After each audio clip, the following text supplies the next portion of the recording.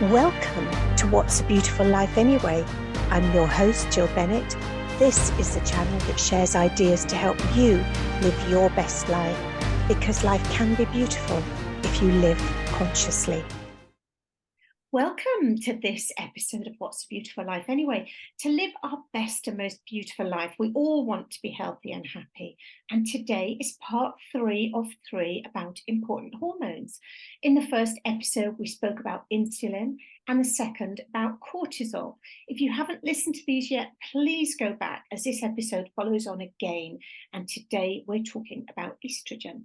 My guest is Karen from Nutrition by Karen, who can help you to understand how your body, metabolism, and microbiome impact your mind and your food choices, so you can make improvements with dramatic effect.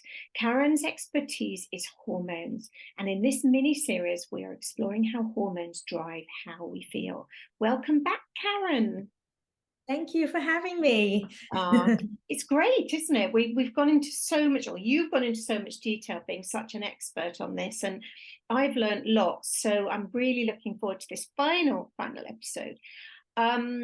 In the first one, we spoke about your background and how you got to be where you are today. So if people are thinking of working with you, they can go back to episode 1 and find out more about that.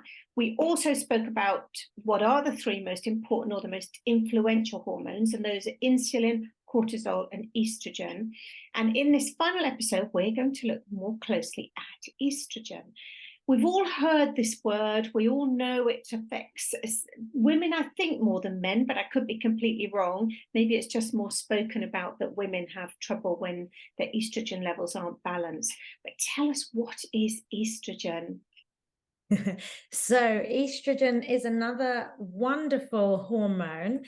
And you know, it's in men and women. It's just that women with our reproductive cycle have much more of a roller coaster with our reproductive hormones. But estrogen is one of 3 hormones linked to our reproductive system. So those 3 hormones are estrogen, progesterone, and testosterone. And actually, all 3 hormones are prevalent in both men and women and have a big part to play with our reproductive cycle and our sexual health, including sperm production, libido in both sexes, and of course, it also has a part to play in how we look and how we feel. So, in order to understand estrogen, it's a big subject, estrogen. It really is a big subject. And, you know, again, it's another one of these hormones that we should learn about as young as 11, 12 when we start our periods. So where do I start with estrogen? It's one of these hormones that can make us feel a different way. So I don't know if, can your viewers see this? Yeah, we can see that. Yeah. Okay. So if you're listening rather than watching the YouTube video, you might, if you want to see this in detail we're seeing it, you might want to look at the YouTube video rather than the podcast. But yeah, we can certainly see that on screen. Yeah. So basically, what I'm showing is a lovely female reproductive system, as we have been designed to work by the natural, the world, the divine intelligence that is our nature. And essentially, estrogen's role, and as you can see, it's here a bit of a roller coaster, but estrogen's role is to come in from day 1 of our period. That is when estrogen starts to be produced. So day 1 of our period is when all of our hormones are on the floor, and then estrogen comes in and it peaks at ovulation. Now, estrogen has a number of roles to play. One of its roles is to tell the follicle stimulating hormone to release the egg. So it has a part to play in ovulation. But estrogen also has a part to play in increasing our serotonin levels. So I've mentioned serotonin in the last episode. Serotonin is a hormone that is a mood stabilizing hormone. and it's directly linked with estrogen. So when estrogen comes in and comes up, so does serotonin. So that helps us. That's why from the moment we get our period in those first 2 weeks, we start feeling a little bit better and a little bit more stable after our period and after our menstruation period.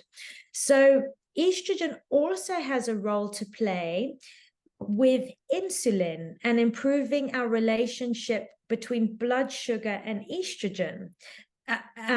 Blood sugar and insulin. So basically what that means is that when estrogen is coming in, our energy is also being used more efficiently. And actually that acts as a bit of an appetite suppressant. So in these kind of first 2 weeks of our cycle, this is often why we feel better. We've got serotonin coming in, so the mood is stabilized. In terms of diet and lifestyle, it's a good time to kind of bring sugars down and increase exercise, but we feel like we can, because our energy levels are working well and because our appetite is slightly suppressed, that we think, oh, if we start a diet now, you just kind of think, yeah, I'm on a roll, I'm on a diet, I'm restricting this, that, and the next thing, and I'm losing weight and I'm feeling amazing. And, you feel like you can stay that way forever. Does that sound true with you as well, Jill? Well, I've got no cycle now. I'm post-menopause, so but if I think back, yes, most definitely. And it's interesting hearing about the balance, because you often wonder why post-menopause they say, oh yes, well you gain weight on your tummy. I mean, I never had any weight on my tummy until I was post-menopause. So you can sort of see a little bit, can't you? And also why when women enter the menopause, they quite often have a lower mood, because obviously if the estrogen levels are going down, then the serotonin levels going down, and it's going to affect their general mood. Yeah. And we'll talk about these symptoms of and what happens in menopause. But it's important to understand estrogen just in general before we even go to the imbalances and the fluctuations, because often we have so much estrogen imbalance, or what they call estrogen dominance, actually, as young as 12, when girls are going through puberty, they have estrogen dominance, and when estrogen is high, it plays havoc with how we feel. Again, all of these hormones that I've mentioned, serotonin is your mood stabilizing hormone. It sounds amazing, but actually too much serotonin is not good either. You can have toxicity there, and that also messes with your mood. So there's all kinds of hormones to keep in balance, and they all have an interplay. So just going back to our female reproductive cycle, what happens then around ovulation is estrogen is super, super high, but we also get a little dose of testosterone, which we're very grateful for. So testosterone is another sexual hormone, but it's also linked to mental focus and physical strength. And, men get much more of a consistent amount of testosterone on the daily. They don't have the same roller coasters that we have. But obviously then what happens at ovulation, if you've got estrogen super, super high, you've got a bit of testosterone in there as well, which is making you feel very sexy and very strong. And of course, this is nature's way of getting you in the mood, as they say. And testosterone is obviously linked to our libido. So, for women, it's very, for men, they can think about sex all the time, every day, because they're getting this daily dose of testosterone. But for women, it's not quite the same consistency. We definitely go in waves in terms of libido. That doesn't mean that you can't switch it on and off at any time of the month, but it obviously has a part to play. So what happens after ovulation is estrogen then drops again. It comes down low because it's done its job of getting the follicle stimulating hormone to release the egg, and ovulation has occurred. And then estrogen, it doesn't like being low, so it comes up again, and then it completely drops off before we have our period. Now, once we have ovulated, we should start producing another really important hormone called progesterone. And these hormones dance around each other. And progesterone is a lot of talk about estrogen, and not enough people talk about progesterone. Progesterone is a really important hormone. You know, in women, it's a pre-gestational hormone. So it is there to feed that endometrial lining to make it nice and juicy so that we are very fertile. But men also produce progesterone, and this is all to do with the quality of their sperm and also their libido. And this is often what happens when men get older as well. So women go through the menopause, but men also go through hormonal change. And we see this a lot in men of around that 50 age, is progesterone has a part to play in prostate health as well. And so this is why often progesterone goes down in men of an older age, and it can cause swelling of the prostate, but also it causes estrogen, or when progesterone goes down, estrogen is more exposed, and so we have a little bit more estrogen dominance. And I'm going to talk about that in a bit more in a sec. But just to go back to this cycle here, so what happens with estrogen and progesterone in the second half of our cycle is we need progesterone to come up higher than estrogen in order to be hormonally balanced and have a healthy period if we don't fall pregnant. Progesterone is really important in terms of fertility as well, because if we don't produce enough progesterone, we don't get this nice juicy lining so that we can fall pregnant. Now, what often happens with us girls is we don't eat and exercise and keep our lifestyle conducive to producing progesterone. And often what happens, we don't produce enough progesterone, so our progesterone levels fall lower than estrogen. And whenever we have progesterone lower than estrogen, we have this condition called estrogen dominance. And so progesterone, when we produce it in the right amounts, progesterone is a very calming hormone. It makes us nice and plump and juicy. That's why, you know, when you're pregnant as well, you're really glowing. So we often retain a bit of water, you know, when we're producing progesterone, and we know this because, you know, we always feel a bit bloated around the time of coming up to our period. But that progesterone also helps us sleep, and it helps us remain calm. If we don't produce enough progesterone and our estrogen levels are coming up, we have that feeling of estrogen making us very lively and very overactive, and often then we can have that feeling of being overwhelmed. And if we don't have progesterone to keep us calm, we can struggle with sleep. And yeah, and the reason we mess it up, by the way, is because certain foods feed these hormones. So in order to produce progesterone, we actually need a lot of complex carbohydrates. So and what happens with us girls, of course, is, especially if you're trying to watch your weight, so many of us are cutting down sugars and cutting down carbs and following these really low carbohydrate diets, and that can play havoc with our cycle.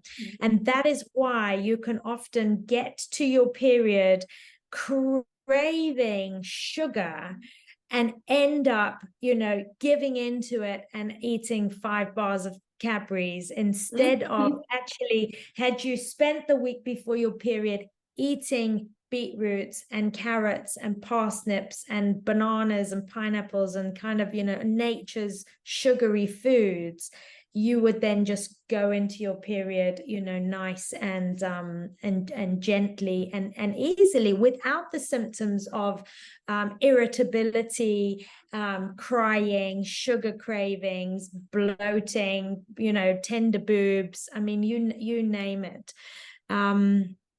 Yeah, so that's kind of how the reproductive cycle works in a woman, and how eating well can either make or break whether these hormones are produced in the right amounts or not. It's quite important. So what happens when we're estrogen dominant is you can get things like night sweats, heavy periods, endometriosis, and also this is where the whole weight gain comes in as well. So when we don't produce enough progesterone to balance it out, what happens is we have too much estrogen. And if that estrogen is not utilized and kind of burnt off, it turns to fat, and that fat also becomes an estrogen producer. So this is interestingly what happens in so fat can produce estrogen, and this is where it can have a link with men as well being estrogen dominant, because what happens is, you know, in women, as we go through menopause, it's normally the ovaries that are producing estrogen and progesterone. But what happens is when we go through the menopause is that starts to slow down. And there's lots of things that can affect our ovaries, including insulin resistance that we talked about in the first episode. But if our estrogen production starts to come down, which it does in menopause, the body starts to think, okay, and now this is where the liver comes in, because the liver is constantly monitoring the blood sugar, the cholesterol, the hormones, you know, it's another organ. And if it realizes that the estrogen levels are low, it will send a signal to the brain to say we need more estrogen. The estrogen will then the brain will obviously then tell all the possible organs that can produce estrogen to start producing more estrogen. And this is where then fat cells start to produce estrogen, and the body starts to store more fat cells as it realizes it needs them to produce more estrogen. And so often you can turn into a little fat ball with all this extra fat, you know, around your boobs, around your belly, around your hips, in order to produce more estrogen. But like I say, if it's still not being metabolized well because of lifestyle, exercise, gut health, we talked about the microbiome in the last episode, and that has a really important part to play as well in estrogen. Then what happens is you just gain weight. And of course, this is why it's such a wrestle when we get into menopause. And it's funny, isn't it, how there's more and more research on the whole link between the microbiome and weight, and saying the healthier your microbiome is, the less likely you are to gain weight and become, you know, really, really overweight or obese. So we sort of know now the function, the purpose of estrogen. Is it worse to have too little or too much? Do you know what? Sometimes the symptoms of low estrogen and high estrogen are the same. Wow. So actually, weight gain in the belly can be a result of both. Hot flashes and night sweats and moodiness and irritability can be the result of both. So sometimes it's also very difficult to diagnose your symptoms whether you're high or low. And this is where we need to test. So we need to do blood tests at specific times of the cycle to check our estrogen levels. And normally they are around day 5 to test estrogen, and day 21 is a good time to test progesterone and estrogen and see what those levels are. So sometimes it's a bit tricky. So it depends what stage of your life you're in. So this whole kind of estrogen imbalance, we talk about it a lot in menopause, because what is happening in menopause is we are starting to not ovulate anymore. And the body recognizes, okay, we're not ovulating. Maybe I need to send more estrogen in order to stimulate the follicle stimulating hormone to release the egg. So what can happen in the first part of menopause is you get this surge of estrogen. Again, in the other episodes, we've talked about all these hormones as being, you've got hormone receptors and you've got a voice, and the voice needs to tell the receptor to do a job. So if you're not releasing an egg to ovulate, to have a period, estrogen will come up and shout louder and say, come on, come on, come on, you've got to release an egg. But if those eggs are, diminishing, that is not going to happen. So you can get this massive surge of estrogen that can cause the bloating. It can cause fibroids in your breasts, the heavy periods. It can be awful, high estrogen. But then what can happen after a while is, again, we get this resistance. So if that hormone is screaming so loudly and the receptor is not getting the message, then it will give up. It will say, okay, this is pointless. And then what happens is you have the complete opposite. So from having estrogen dominance and really high estrogen just stops. And then your estrogen hits the floor, you have a low estrogen. And, that brings with it other symptoms as well. Yeah. So remember, estrogen as well, I should point out, is a bit of a diuretic. So when I talk about progesterone is more of a plumper, it brings in a lot more hydration into the cells. Estrogen, and we know this, when we finish our period, we let go of a lot of water, and everyone's, peeing all day. But estrogen is also diuretic. So other symptoms of low estrogen are, you can have really dry skin. You can then be dried out down there, and have your kind of vaginal dryness. And, obviously that has a big part to play in how you feel in terms of libido. It can be a nightmare. So it's not good either way to have it too high or too low. Again, we've got to work really hard at understanding what are the symptoms of it being too high and too low, and therefore what can we do to help the body. Because it's not easy. It's, it really isn't easy. But I think if you notice, especially when you're going through menopause, if you start to notice you're getting a lot more belly fat, we have to try and nip it in the bud as soon as possible, because as soon as you start getting that belly fat, it's going to produce more estrogen. And that estrogen, if you don't get your diet and lifestyle under control, will produce more fat. And it can be a real nightmare. It's so unfair.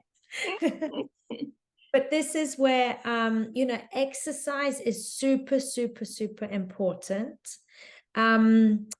Sweating and detox pathways are super, super, super important. So, I know that it's very difficult for people sometimes to exercise and to think about sweating. I know that a lot of people just don't like doing cardio and building up a sweat, but anything excess in your body will be stored as fat, whether it's an excess toxin, excess energy, excess hormone, it will all be stored as fat. So we need to burn off these excess things, and exercise is the best way to do that. And being able to sweat on a daily basis is a good idea as well. I've got, actually, for my lazy days, I've invested in a sauna blanket. Oh, Have you heard of these? I think I've heard of them. I've never seen one, but I think I've heard of them. Yeah. Yeah. So this is you know, for most days, I'm quite good with my discipline. I'll get up and I'll do something, not for long. I literally do something until I sweat, and then I Yeah. stop. But it just opens up those detox pathways so I can get rid of it. But the sauna blanket is a lazy way to do that. It's like a sleeping bag that you plug in and heat up, and you literally get in it. And I normally you know, team that up with listening to a podcast or a meditation or something like that. And you just lie in it for 20-30 minutes, and you know, it opens up those sweating pathways so we can get stuff out. But yeah, that's one way of getting rid of it anyway. Yeah, that's very interesting, because when I was younger, I never really sweat at all. Okay. I could work out, I could run, I could do anything, and I would never really sweat. I had no hot flushes, or very little, excuse me, hot flushes when I was going through the menopause. And then more recently, last summer here, I don't know whether it was the heat, but I started sweating, and I said to my husband, this is so weird. I've never really sweat. And all of a sudden, I'm really, really sweating. And I'd go to a yoga class or a circuits class, and I would just find I was really, really sweating a lot. So now I know I was doing myself good. Yeah, but it's also your body's way of saying there's too much here. I need to get rid of it. And you know, it's going to find its way out. I mean, and you know, this is it's really important, because these are all of our detox pathways. You know, how does the body get rid of stuff? You know, we sweat, we know that. Crying, you know, this is why we get really tearful as well, because it's got to come out. Periods, you know, this is, you know, any which way it can come out. You know, it's got to come out. And you know, this also has a part to play with our water balance as well in our body, and our lymphatic drainage system. So I often find women talking about being bloated and getting a lot of water retention. And you know, we have, I know that in our 3 sessions, we've talked about the digestive system, we've talked about the hormonal system, we've talked about the nervous system. You know, the other system that is crucial to give love and attention to is our lymphatic drainage system. And this is something that is blocked in so many people. And we have to find ways to unblock the lymphatic system. Do you know much about the lymphatic system? Not really. I have a friend actually who does lymphatic drainage, but yeah, I don't know an awful lot about it. I know we should body brush. I know body brushing is really good. And it's all these things, especially something like body brushing, that maybe is a step too far, you know, I mean, time-wise, Yeah, because yeah, we have to prioritize sometimes. And I was listening to a podcast this week where they were explaining the role of dental hygiene and dementia, and how important having really good dental hygiene is for dementia. And I'm pretty good at flossing my teeth, but I'd gone from doing it every night to doing it probably every second or third night. So I thought, no, now you've got to go back to doing it every night, because you didn't realize. So it's all these different functions that we know we should be doing, but it's trying to think, okay, which is the most important for me at this time? exactly that. And you know, it's about having a tool bag, you know, like a mechanic. and then understanding, okay, what needs fixing and what tools do I have to fix it, because it is impossible to do all the things all the time. But if you lymphatic drainage, I mean, you mentioned dry brushing, which is something I do every day, because I'm 50, well, I'm coming up to 50, and I need to detox. I need to work on my pathways constantly. But so I have my dry brush literally next to my toothbrush, and it's just become part of my morning routine, where I'll get up, I'll have a wee, I pick up my dry brush and actually start my dry brushing, and open up my lymphatic system, which starts here, and it's 5 minutes, before brushing my teeth and getting in the shower. So there's these things that you can. But having said that, I have to go now to have a lymphatic drainage massage once a month.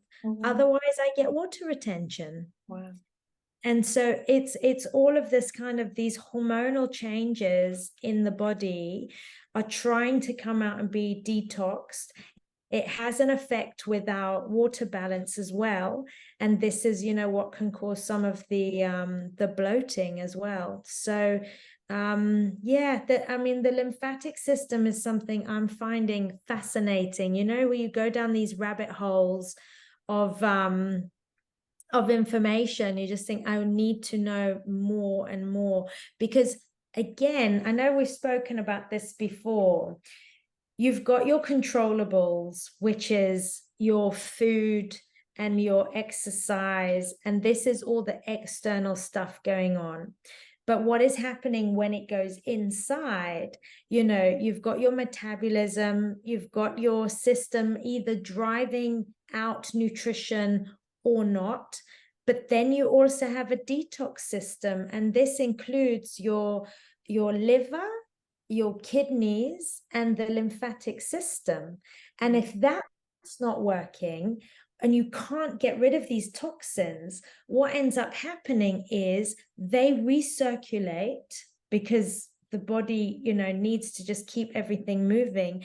And eventually the liver is one of the main organs that is responsible for detoxing and monitoring your hormone levels. And if the liver can't cope with its load, it'll just store it as fat. It'll just say, I can't deal with this right now.